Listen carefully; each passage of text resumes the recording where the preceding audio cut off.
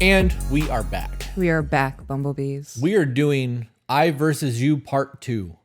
Part 2. It's not really an I versus You conversation, though. However, it will be about flooding. This is more of a series that we are doing on relationship communication. We did the first episode on I versus You statements. Sorry, I just ate lunch. Still digesting. This episode is going to be about becoming overly overwhelmed, overcharged, overstimulated, and flooded when you are trying to process through conflict, disruptions, arguments, whatever you want to call it. So if you haven't watched the I versus You statement, hopefully AJ will put that somewhere up here. Hopefully AJ will put something up here. That's your cue, AJ. Yeah. And if not, then you can go back and watch it. It released in April. April 12th, I think. April 12th. Sounds right. That's we're correct. gonna go with that. That's my hair appointment day. That's okay, right. Okay. So that's the day it releases. So you can go back to Spotify or YouTube or whatever and listen to that episode and then watch this episode because they go in succession and it's important that you get all of that information before you get this information. Yeah, they hold hands. Yes. So the definition of flooding is emotional flooding is an overwhelming emotional response often triggered during a high-stress situation or conflict.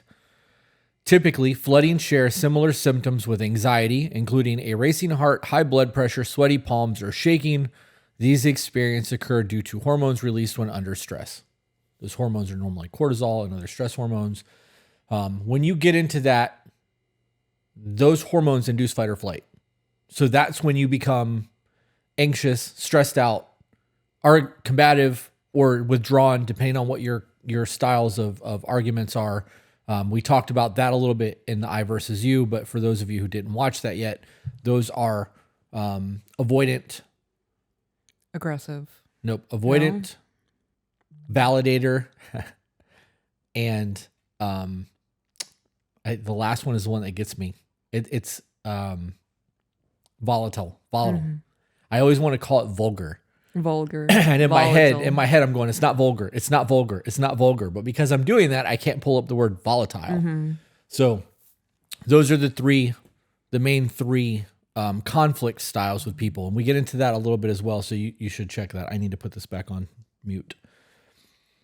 I'm going to apologize if my phone makes noise as I'm holding it, but I got a fuck ton of notes on my phone. So we're going to be going through them and then having discussions. When was the last time you felt flooded? 2 days ago. Because it happens with you a lot more than me. Oh, yeah. It's all the time. How did you recognize that you were feeling flooded in the moment? My heart was racing. It felt like there was TV static, but really loud. And looking back on the memory is... Oh, so it doesn't matter about the memory in the moment. There was TV static. My heart was racing. And I felt like I couldn't breathe. Are those the same symptoms that hit you every single time you start to get that way? Yeah. Okay. It literally feels like my brain, so my thoughts are words in those moments. And those words are just floating in water. And I can't get them strung together. Like my thoughts are just being dispersed and dissipating inside of water. So the term flooded itself is just a term, no different than overstimulated or overwhelmed. However, it is a diffuse physiological arousal. So it says signs of diffuse physiological arousal. Heart speeds up to more than 100 beats per minute. Adrenaline starts to pump. You are unable to focus on the issue. Non-responsive to your partner's questions or commentary. Attention becomes very focused with tunnel vision and tunnel hearing. Oh, yeah, that's true. Yeah. Tunnel hearing is something most people don't ever talk about. Yeah. Your breathing becomes rapid and shallow, either or thinking. So it's not like gray areas. It's definitive black and white, either or. Muscles tense up, such as a clenched jaw, a tightening in shoulders or stomach, feeling hot, flush, dry mouth, shaky, or sweaty. Those are all symptoms of being flooded. Yours are a little different because of your autism, but everybody is going to experience some of those. Your breathing changed. Yeah. My heart rate speeds up. The tunnel vision. I would need an elaboration on tunnel vision. Because like I'm not, it's not, I'm focusing on one thing. There's too much to focus on and I just can't focus on any of it. So you become overwhelmed, whereas I obsess. Okay. That's the perfect example because we are very different in that. I will get caught on something, and until that point is resolved, I can't do anything else because I will keep going back to but this. Yeah. So that's the tunnel vision thing. You get very confused and disoriented. So what is a natural reaction to flooding? Fight, flight, or freeze? My natural reaction to it? It's fight and flight simultaneously. Yeah. Yeah. And when I recognize in the moment, I will say verbally, like, I'm in fight or flight right now. And when I recognize that I'm in that moment, then I guess I shut down, like system shut down. I hit the override button. And the best way I can explain it is like, I feel like I'm in a box with a lion. And I have to either break out of this box or I have to kill this lion. Well, that's you explaining that you were in that flooded situation. Yeah. Because you can't fight and flight. Right. But yeah, but that's I know I can't do both of them. And that's why I just kind of like, I guess I fawn. So you freeze. Yeah, I guess I freeze. Okay. Because I can't do both of them at the same time. And I don't know what to do. Yeah, I freeze. You freeze. Okay. So Look for at me, that, talking through things. For me, it's fight. Yeah. Because I'm used to having to defend me at my core. However, I have learned to slow the fuck down and pause and reflect and not say things out of anger, but there's an emotional maturity that has had to have been developed to get to that point. Part of fight, flight, or freeze comes down to attacking, defending, and withdrawing. Right? And those are very common argumentative things. Yeah. When something comes up, you're attacking me, or I'm going to get defensive, or I'm just going to withdraw from the conversation because I don't want to deal with this right now. I'm going to stick my head in the sand like an ostrich and pretend like none of this is happening. It's fucking happening. Get your head out of the sand. Let's work through the problems. For those of you who are actually going to do this entire series, the next one that we are going to be discussing is going to be repairing conversations. And we are going to do another one on gentle starts because a lot of people will start a conversation with you never or you always. And though those are I versus you statements, you don't start conversations in a combative scenario. And we are doing these kind of out of order because the I versus you one was one that we needed to have because we asked questions to Patreon and like that's the kickoff for all of this.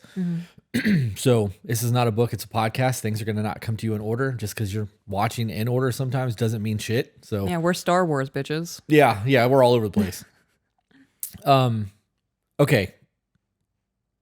So from my notes, it says, in order to cope with family systems that have dysfunction, chaos, and intergenerational trauma, we adopt survival strategies that last into adulthood, but as adults, without processing early traumas and abandoning the survival strategies of our childhood, authentic communication and intimacy can sometimes feel threatening to our sense of safety and could result in an adult-sized toddler-style meltdown. Let me read it again. Yeah, that was a lot for me to process. In order to cope with family systems that have dysfunction, chaos, and intergenerational trauma. Okay, pause. Okay, continue. We adopt survival strategies that last into adulthood. Okay. But as adults, without processing the early traumas and abandoning the survival strategies of our childhood. Okay, pause. Okay. Authentic connection and intimacy can sometimes feel threatening to our sense of safety. Okay. And could result in adult-sized toddler-style meltdowns. The shit that you experienced as a child does not serve you as an adult. And if you do not work through all of the unsafe feelings and need to survive your childhood or previous marriages and relationships, you cannot thrive in the one that you're currently in. This is why we tell you to take time after your relationship to heal before bringing your trauma to someone else. They don't deserve that.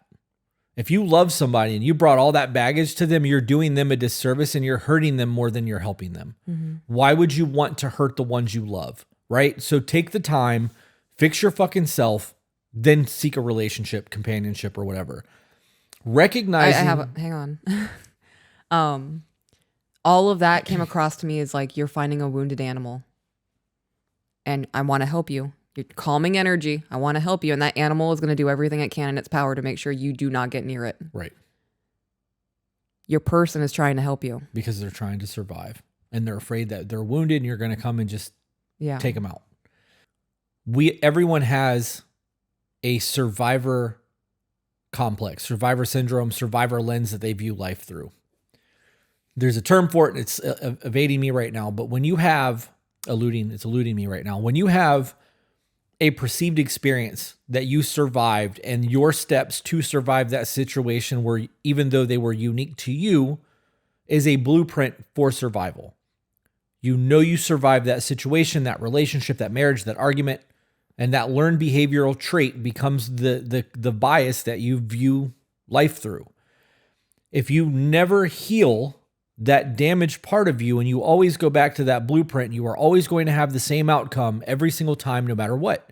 Your relationships are not going to improve. They will degrade. You are going to harbor a whole lot of resentment, animosity, guilt, frustration. All of that shit's going to live in you because you're not working through what needs to be worked through. And because you are dealing with your communication through a survivor set of skills, you're not going to thrive. Right. Now, men are more prone to flooding than women. Shock. When I read that, I was like, there's no way. I believe it. Well, I believe that's the case because we are taught to suppress. Suck it up, pussy. Like, don't process your emotions. Just get over it. right. It's okay to be mad. Anger is a man's energy. You can be angry, but anger serves us well. Don't be sad, though. Nobody wants to see you cry.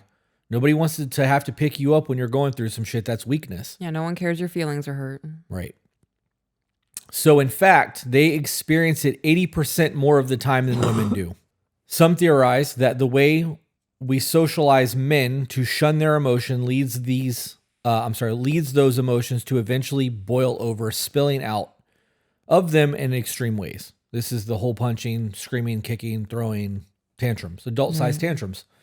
If it happens 80% more of the time in men than it does in women, that indicates to me that this is why men have a hard time expressing what's going on. And it's not even a matter of us not having the words, which is something I've always believed because I had to learn those words. When you are flooded, being able to express an intelligent conversation when you are in fight, flight, or freeze Oh, it's near impossible. is even harder to fucking do. So when you are having conflict with your person and your woman is like, hey, I want to know what's going on with you while you guys are arguing, you're not going to be able to get that out of him because he already doesn't have the words. Now he's flooded in fight, flight, or freeze and doesn't want to deal with this. That's where you see most men in a relationship just give up. What's the point? Nothing's going to change. I know it's not going to change, so I argue about it anymore. It's not worth having this back and forth with you because I know tomorrow I'm going to relive today. It's fucking Groundhog Day in this bitch. That is not healthy. And you are doing it to yourself, gentlemen. If that is your answer to things and that is the way you choose to live and you never get resolution to conflict, it's okay to not get it in the moment. If you never get resolution in the moment, that's okay. You can diffuse the situation, let everybody know that they're okay and that you're okay, and then process your emotions and come back and revisit it when you are calm, when you are not flooded, when you have the words, when you've done the research, when you've got the Google fucking search words for how do I explain my feelings, and you've deep dived all of that. You can have a conversation at that point, and then you will get resolution. When you get resolution is important, but it's not as important as actually getting it, because getting that resolution means that you're not going to have that conflict anymore. It's been resolved. Anything on that? No. Okay. We're only 15 minutes in. I think that we're probably going to get this whole thing in less than an hour. Emotional flooding can be experienced by anyone, but can be more common for those who live with bipolar disorder, BPD, PTSD, or for those who struggle with oppressive levels of anxiety, depression, or grief. That makes sense. It does make sense because those people live in fight or flight. Right. Abandonment, childhood trauma. We know that borderline is heavily linked to trauma, PTSD, PTSD. And obviously depression is its own demon, but Highly sensitive people can also suffer from flooding. Their nervous systems are generally more reactive to emotional cues. Reactive, not responsive, reactive. That was the word they used. Highly sensitive people can also suffer from flooding as their nervous systems are generally more reactive to emotional cues. And people with ADHD and rejection sensitive dysphoria, who are known to become easily overwhelmed by emotions, can also get emotionally flooded. People who are highly sensitive, when I read that, I don't mean that they're overly emotional. I mean that they are overly sensitive to the world around them. People will call that empaths. I call it a trauma response. I believe that if you are somebody who reads the room exceptionally well and you are able to tell when somebody's off just by standing next to them, that's your childhood trauma. Really? I believe that because you have to fix the situation to keep yourself safe. This is you living in survival mode. That's a hypervigilance to seek who is the threat in the room, because if somebody's off, then... Well, if somebody's off and I perceive them as a threat and I can somehow make them okay, I don't have to worry about the rest of the people in the room. They were my threat. Yeah. So as long as they're okay, I am okay. I do that. That is a survival mechanism. That is something that we learn from trauma because we've been abused, and we need to know that our abuser is not going to hurt us today. A note from the Cleveland Clinic says that rejection sensitive dysphoria, or RSD, is a problem that interferes with your ability to regulate your emotional response to feelings of failure and rejection. This is fucking huge with people who have borderline. Rejection's a big fucking deal for us. That also falls then back into the people pleasing to make sure that the people that you perceive that could abuse you or harm you in any way, mentally or physically, is okay. Because if they're okay, I'm okay. My child inside is okay. That rejection is a very hard one for me. It's hard for a lot of people. Yeah. And then when you tie that into the abandonment issues that come with BPD, it's even worse. Anything more on that one? No, just that those are two daily struggles that I have to work on. Like, I have to remind myself that people don't secretly hate me and all of that shit. I don't know. Just continue. Okay. So if you have a partner that it's hard to be with somebody who has a mental illness, right? And I know that having a mental illness just means that you are not operating on the same wavelength software as everybody else, right? You might be running an older system that hasn't been updated yet. Got that dial-up going. Right. So when I say mental illness, I don't mean that as a negative. I'm using the term that is clinically used. It's a mental illness. BPD, they view autism as a mental illness. All of these things, borderline, bipolar, these are all things that you're just not operating at the same frequency as other people. It's not necessarily a bad thing. It's just an obstacle you got to overcome. Mm-hmm. I think that more people live like that than you think, and that more people have learned to mirror the people around them to survive. Mm-hmm. Which means we've all learned to mirror other people's fucked up shit, and we're just mirroring a cesspool of fuckery instead of working on ourselves. Assuming that you are with somebody who is highly sensitive in those ways, you have a lot of questions on how do I navigate this, because I may not deal with that. So, this whole situation is a catch-22, because if you point out their heightened emotional state, it might set them off even more. Babe, you're overreacting.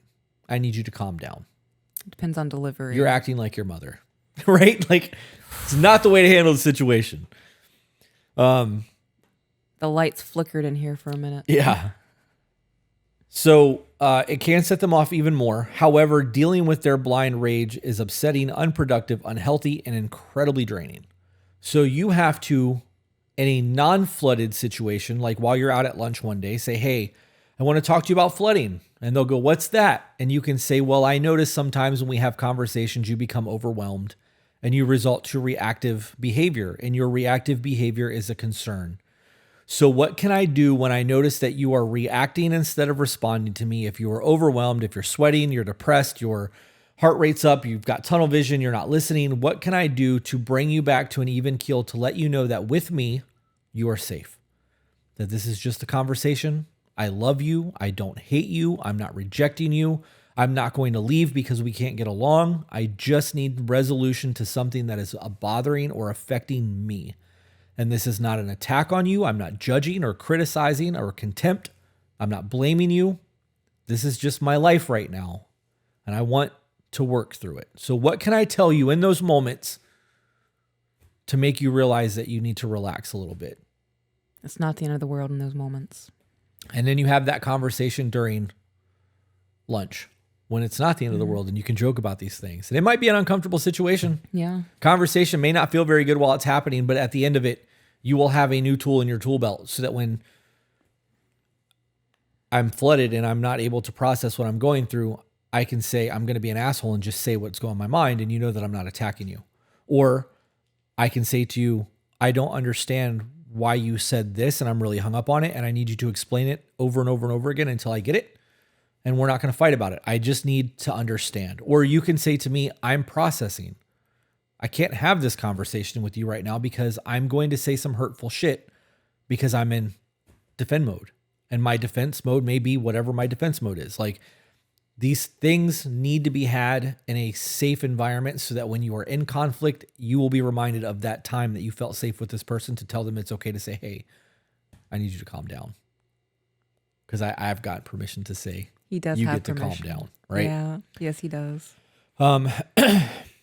Before we move on, I want to add on, if it is too hard for you, if someone is taking it too personally in the beginning, just say, hey, we can create a safe word. If I hit you with capybara, just take a deep breath. Yeah. Too much going on right now. Maybe I'm becoming overwhelmed and I need a second, so I'm going to say capybara.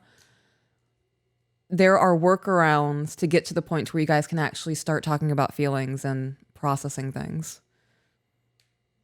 There have been times where you and I have had conversations and you have been overly emotional and I have been completely not. Yeah. And that's because you have become flooded and you are living life through a traumatic lens. And I am just trying to fucking understand what's happening. And in a moment where you have somebody that gets flooded because of other people, because they're highly sensitive, they go to defense. So while you're trying to defend and live life through a trauma response, the other person feels attacked and is also trying to defend. And you're just defending yourself against each other versus actually resolving the issue. Mm-hmm. Having that moment where you can have a safe word in a conversation to just press pause and breathe can slow things the fuck down.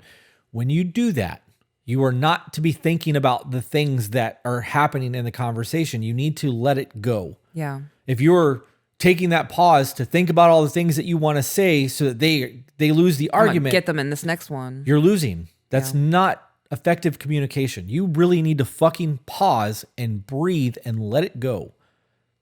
Start the conversation over. Right. If you're hung up on something, be like, okay, this is where I think my hang up is. You said XYZ. I understand XYZ as ABC. So how do we connect the two? Were you really that far off, or was I that far off, or was it more like ABC and then DEF? Like, how do we make that connection bridge so that we can have a cohesive conversation? For me, that's a big part of my pausing and my deep breaths and trying to find a way to articulate what I am hung up on. Because if the conversation moves forward and I'm still hung up on something personally, I will keep going back to that same thing. And people will be like, why do you keep repeating that? I'm repeating it because I haven't worked through what's happening right now. And if we move on to other things and this gets put on a plate over here, you're not going to be able to focus. I'm never going to ever finish that. Mm-hmm. That is unresolved shit. And though I may not remember the scenario of what exactly happened, you're going to smell that rot. I will always know that that is unresolved. And it made me feel this because I won't remember what was said. I definitely won't remember it verbatim unless it was recorded. But I can tell you how it made me feel. And how it made me feel is the problem. So we need to resolve why I feel the way that I feel from what was said so that I can process it and move on to the next thing. Because until I understand why I feel, what you're saying doesn't matter. How you feel while I'm trying to figure out why I'm feeling the way I'm feeling doesn't fucking matter. Because you now feel your way, I feel my way, and we are in that flooded loop together trying to figure out our own shit without helping each other out. So you pause. This is how I'm feeling right now. This statement, I took it as, well, that's not what I said. It is what you said, because that's how my brain took it. So I need you to say it in a way that's going to make me understand, right? We've had this conversation ad nauseum. There's a lot to that. And understanding these things and understanding the flooded and the overwhelmed and the sensory issues that come with it. And I use sensory issues instead of emotionally or highly sensitive because a lot of it is a sensory issue. When we are combative and you raise your voice even a little bit, I perceive it as a threat. You're yelling at me now, right? Like those are things that we've had to navigate and work through on our own triggers and in how to have conversation that it's going to resolve things. And even though we will have misunderstandings, we don't have major disruptions or arguments anymore. It comes down to being able to understand each other and the way the things have said has made us feel. And here's a side thought. Sometimes you say something, not you. You say something, you will say something with a very detailed, specific thought behind it. And the conversation that you're having, if you have not had that very specific, detailed thought, is very vague. So when you have a vague book status that can apply to anyone, that person is going to take it as they feel it was intended. And people take that shit super fucking personal because they don't understand your very detailed thought behind it. That is a huge problem for people and creates a lot of unnecessary conflict because there was not enough preface with, I was thinking, not just blah, blah, blah. Where the fuck did that come from? Yeah. Right? So having the ability to open with a soft opening, this is going to be a different video, soft openers, is going to dictate the outcome of an argument. We talked in the I versus you statements that once an argument has gone more than 3 minutes, you are not going to reclaim the ability to dial it back. It's only going to escalate or it's going to end with everyone pissed off. You have 3 minutes in a conversation to fucking set the tone for the entire pace of the conversation. All right, so back to my notes. It is important to remember that when your partner becomes emotionally flooded, they are essentially feeling unsafe, which is what we just really fucking went through. So approaching them with empathy and understanding, while difficult, when we're momentarily dealing with an illogical rage monster, is the best way to get through to them. So approaching them with empathy and understanding while you are dealing with them as a rage monster is the best way to get through them. If you were like, I feel like you never blah, blah, blah, and I choose to get defensive because you hit me with an I never, versus going, hey, what's going on with you? Like what set that off so that I can understand why you're feeling the way that you're feeling, and I can vibe with the conversation that we're having, because right now you're attacking me and I want to understand what's happening. It's going to be a very different conversation. Well, you never either, and then throw out a different scenario because now we're arguing about two separate conversations about who hurt who more, because that's what that is. You never, well, you never this. We are just arguing over who's hurt more, and there's no validation in the moment about how we're feeling. If you are upset because I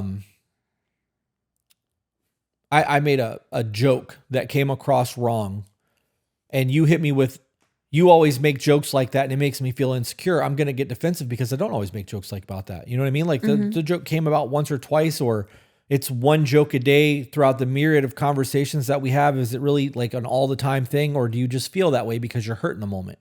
And having that conversation, like when you make jokes like that, it hurts my feelings, you're going to get a very different outcome than you always make those jokes, or so that matters.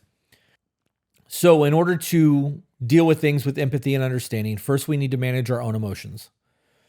If your partner's emotional flooding has been triggered by an interaction or conflict with you, it's important to check in with your own feelings first to avoid responding, not reacting, responding from a place of your own emotional dysregulation or flooding, right? So if you said that shit, you always say that and it da-da-da-da-da. Now I feel like I'm being attacked. That's my emotional response. I feel like, why the fuck are you coming at me sideways? And now I need to posture and defend myself. I'm not hearing your emotion. I'm hearing what I fucking did wrong. So I have to check me in that moment in order to be able to be like, hey, what's really going on with you right now? Like, we don't talk to each other like that. I'm sorry that you're hurt. Tell me why you're hurt so that I can understand what did it, and I won't do that shit again, because I don't want to see you like this. Those conversations are going to get a much bigger outcome and a lot fucking faster than arguing two different points in a conversation. Step away. Fucking step away. It is okay to go, hey, I cannot deal with this right now. I need 10, 15 minutes. I'm going to go for a walk. I'm going to smoke. I'm going to do something other than stand here and stare at you. And I'm going to regain my composure. And we're going to come back and have a conversation. And then while I'm gone, I'm going to listen to music. I'm going to smoke or whatever it is that you're going to do. And you're going to exercise or run or jog or scream or get on your motorcycle or whatever you need to do to decompress in the moment and come back calm. And what you're not going to do is think about all the fucking things that you want to say in the moment or the things that you should have said, because y'all are really good at that, right? I'm really good at that. I'm fucking gangster at that. Oh, I should have said this. If only I would have said that. Man, that would have really got him. Yeah. I'm fucking notorious for that shit. It keeps me awake at night. Have conversations where I miss a one line where I could zing somebody and it keeps me up at night. I am the fucking king of I should have said. Yeah. And now I'm the king of I should have said in a more positive manner because I'm learning how to navigate these waters differently. Because I'm not reacting anymore. I'm responding to things. And the more time that I can take to think of a response, the better my response is going to be. And if I have to take 15 minutes to come back to respond in a really good way because I'm calm now, good. But I'm not going to be thinking about one-liners or ways to zing or to win the argument. That's not what that's for. So step away for a bit to self-soothe, gently suggesting a timeout with a clearly expressed intention to pick up the conversation later will feel less threatening and destabilizing to whoever is feeling flooded than stonewalling or storming out of the room and shouting, I am done with this. I'm not doing this anymore is something that I am notorious for because I don't feel like things are being resolved or the conversation has moved away from the point that I need to get past. And then we go in circles. This is a cycle of me, and it's not something that we deal with anymore, but it was a big deal for a long time. I cannot move past something and have a conversation until point 1 is resolved. Point 2 needs to happen. We can resolve point 2 before moving to point 3. If you hit 1, 2, 3, 4, and 5 at the same time, I can't have a conversation like that. And I will keep going back to point 1 and you keep going to all the other points, and I can't keep up with you. And all that makes me want to do is shut down and withdraw. That's a thing for a lot of fucking people, a lot of men, especially because you can't build something by skipping steps. And men are fixers. We're puzzle solvers. We want to help.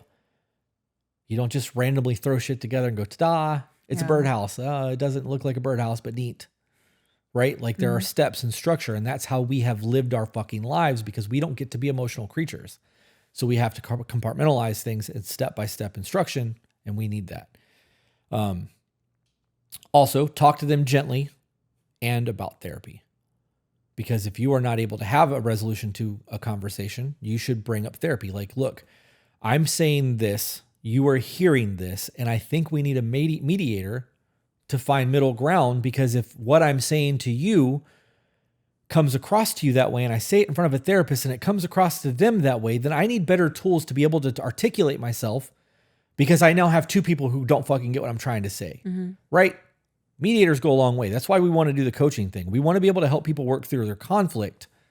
That's a great way to do it. Having a third person that's not invested in your fucking lives and has no skin in the game, can be like, that's fucked up. Yeah. Yeah, you shouldn't have done that. And you'd be like, you're right, I shouldn't have. But how do I fix this? Well, try this next time. Yeah. Right.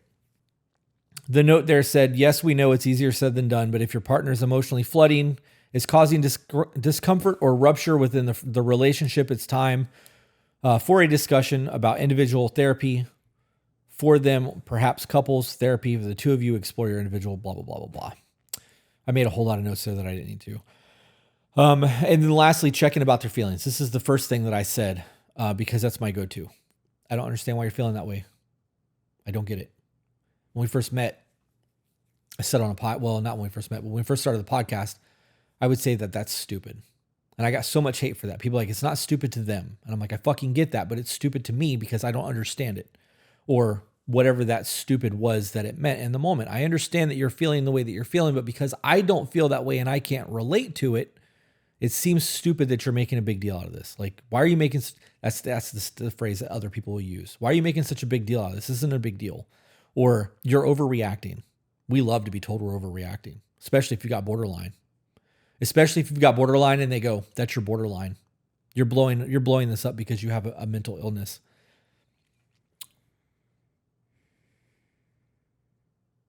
Instantly just pissed myself off with I that. can tell, yeah. Okay. So that's what you do when your partner's flooded. So what do you do when you get flooded? What do you do when you get flooded, babe? What do I do when I get flooded? Oh gosh, do you want me to be honest? Yep.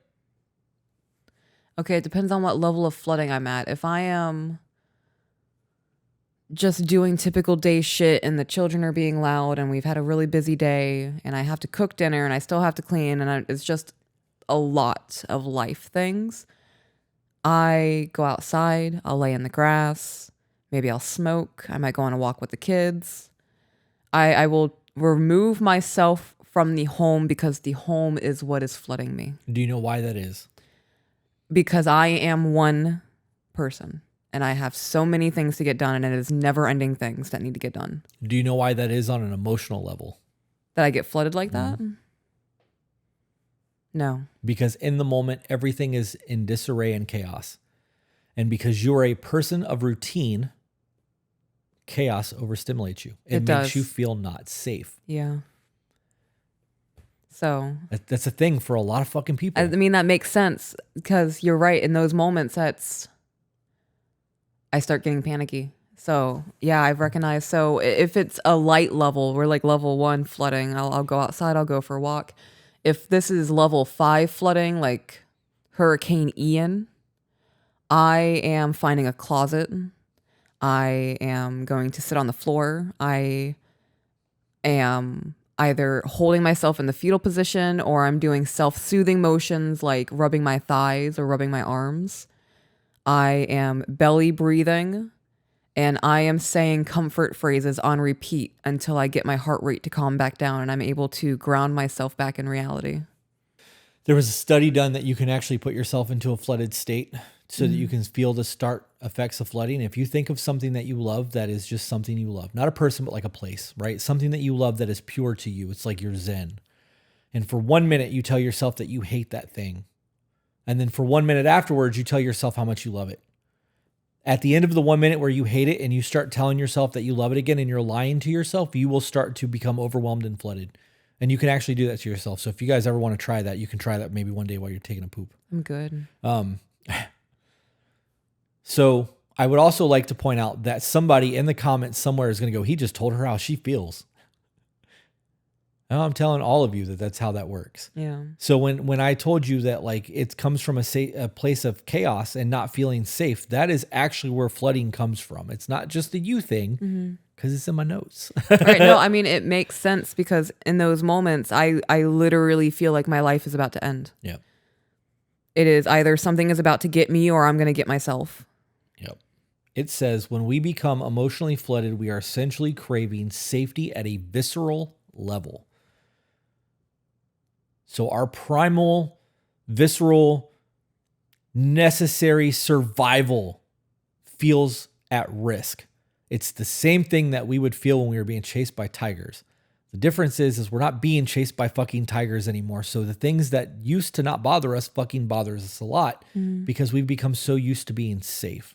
So now that everyone is safe, we look for other things that are threatening, like a chaotic home or the kids being too noisy or being touched out or my t-shirt not fitting fucking properly, right? Because in the grand scheme of things, I would rather wear an uncomfortable t-shirt than be eaten by a fucking tiger or have to run. Fuck running, right? Okay. So the first step is for us to make an effort deeply to understand who and how you are, how you operate, what your needs and boundaries are, and how you feel in your body when you're emotionally regulated so that you can physically detect when you are flooding. If you are unaware of I'm about to lose control and I think I like it, you have to figure that out. Mm-hmm. This is the episode that we recorded before this was 218. In episode 218, we had an email where a guy wrote in who said that he is on high alert everywhere he goes. That high alert is a form of flooding, viscerally, primal, the field to need safe. And if he's able to detect when things don't feel right, he doesn't have to be on alert like that because he can feel that things are not okay and it's time to leave. That comes down to being more responsive to the situation around you instead of reactive, right? Like, okay, this doesn't feel right. Why? Mental note, check. Okay, it's time to go. How much more notes do you have? I can just, not a lot. We can blow through it real quick. Okay. We're at 41 minutes. So, well, it's 2. So here's an internet-friendly step-by-step guide to managing flooding in ourselves. This will be the last thing. I'll just read through it and we'll call it a day. Okay.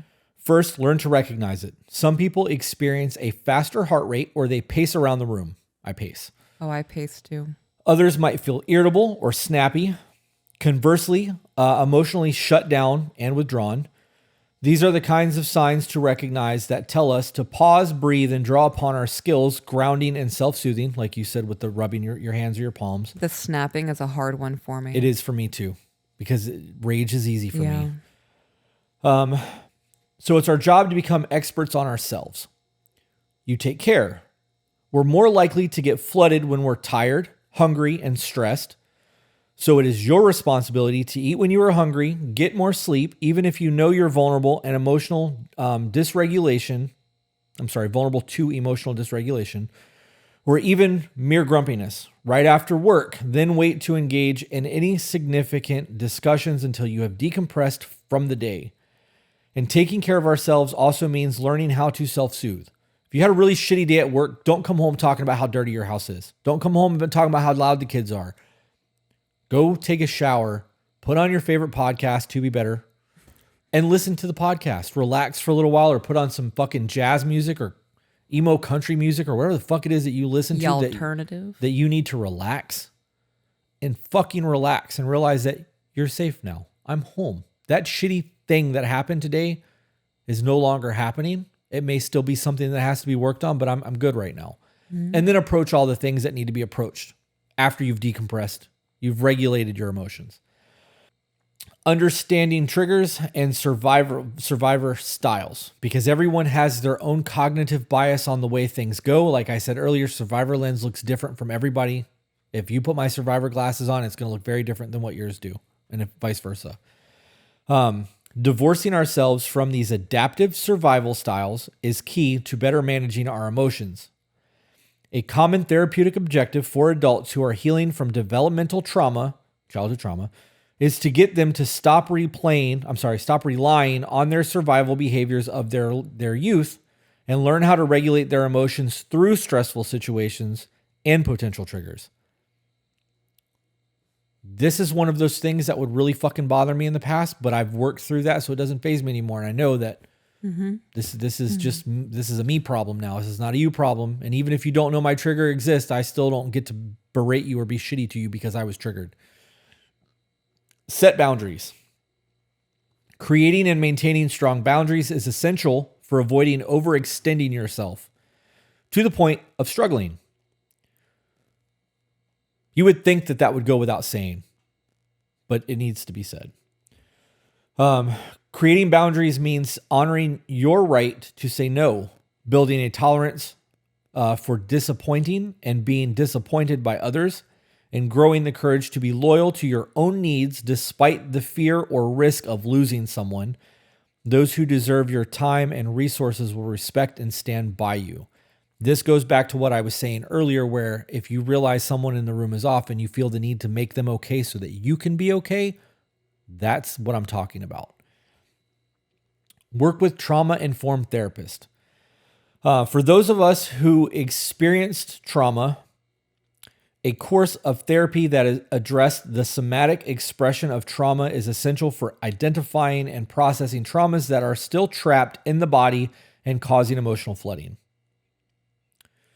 And one of the newest, most modern forms of trauma-informed therapy is NARM, N-A-R-M, which you can learn more about by Googling N-A-R-M. Try EDMR, another helpful trauma-focused modality, eye movement, desensitization, and reprocessing. Literally targets and then helps to process trauma that is still lingering in the body. Mindfulness can help regulate our emotions in the moment. Meditation, tapping, counting are all things that are potential methods to get the logical part of the brain working again. So when people tell you to take a breath and count, it's not to take a pause, it's to get you logic brain thinking. It's actually part of dialectic behavioral therapy. Those modalities are there to get you back to logic from emotional brain thinking. And in the moment, take 20 minutes. All of the above are important methods to address flooding in the long term, but what about the short term? Well, sometimes just taking 20 minutes to process your emotions helps a lot.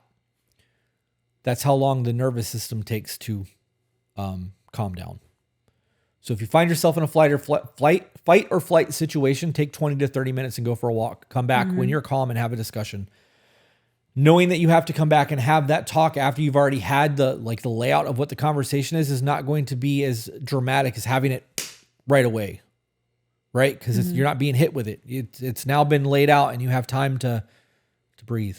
Get back into logic brain thinking, because when you really think about it, it's not the end of the world. Even if it's something that you have to change, it's not really that big of a deal unless you feel bad about doing it.